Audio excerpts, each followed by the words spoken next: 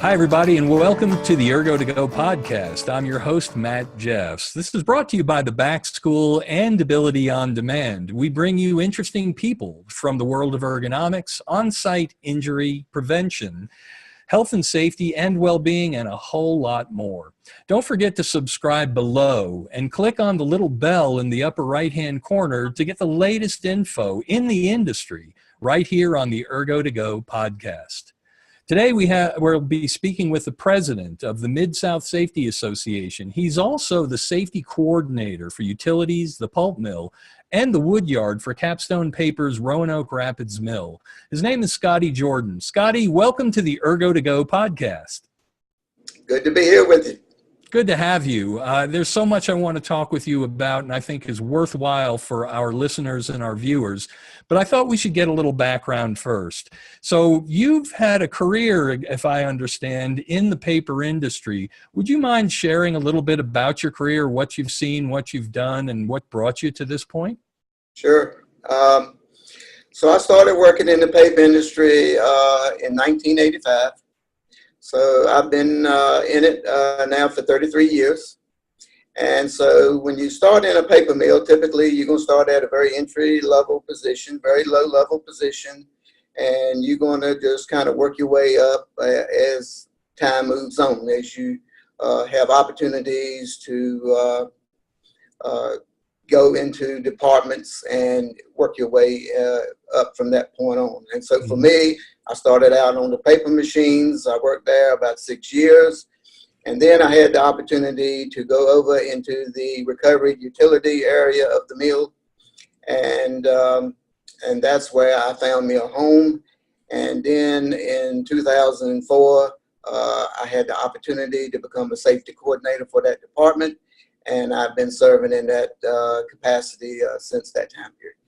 You mentioned the recovery and utility area of the mill. That's a highly technical part of paper making a lot of people aren't aware of. I know I wasn't before I worked on a mill. Just as briefly as you can, what area is that? You guys deal with a lot of potentially hazardous things, don't you? Oh, absolutely. We deal with caustic, acid. We deal with 850-pound steam, 495-pound steam, 150-pound steam. Wow. So you're dealing with a lot of high-pressure steam, and of course, you're dealing with a lot of different chemicals. Very potentially harmful chemicals. So you got to be really safe around that. And absolutely. I mean, I said caustic and acid, but we deal with black liquor, green liquor, white liquor. All of that is caustic based, and that's just things you deal with day in and day out.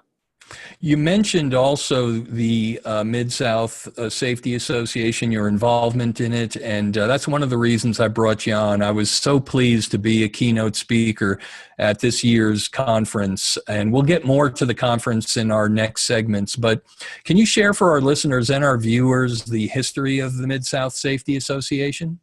Oh, absolutely. The Mid-South Safety Association started in 1995. The birthplace of the Mid-South was in a place called Bogalusa, Louisiana. Back then, that was a Gaylord paper company. You don't hear about Gaylord paper companies anymore because they're all gone. Either got caught up in a consolidation or a buyout or just went out of business. But that was where the Mid-South started. It was started by a safety engineer from that mill. I think where I really want to dig down into is really the bad old days of the safety and of the paper industry. Can you share with us, without getting too gory, the reason why we needed a Mid-South Safety Association? The reason during the time period of when the Mid-South started, was because there was not an association that was dedicated strictly to the paper industry. Right. And so the people that got together for this, to start the Mid-South Safety Association, decided that it was best that they had a good number of mills, 7 or 8 mills, scattered all across the East Coast, as well as down into Florida area. And they decided to form this association so that, and the unique thing about what they wanted to do, instead of holding it at a convention center or somewhere like that, they wanted to go and hold it at the individual mills. And so, so back during the beginning of it, even as late as in 2008, we were holding and hosting Mid-South safety conferences at these mill locations. And we were dedicating the conference to the mill issues and concerns for that particular mill, safety concerns and issues they may have had.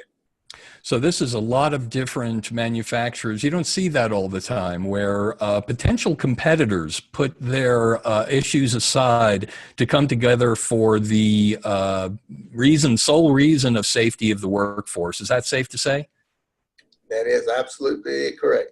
That's really an honorable thing. And Scottie, we're going to take a break here. We're going to do this in 3 segments. So I do appreciate your time and patience. We're going to talk a little bit further with Scottie. You've been listening and watching the Ergo2go podcast. I'm your host, Matt Jeffs, and this is brought to you by the Back School and Ability on Demand. We bring you interesting people like Scottie Jordan from the world of ergonomics, on-site injury prevention, health and safety and well-being, and a whole lot more. Don't forget, you can subscribe below and click the little bell above to in the right-hand corner to get the latest info in the industry right here on the Ergo2go podcast. We'll be back with segment 2 with Scottie after this break. Thanks for listening. Thanks for watching.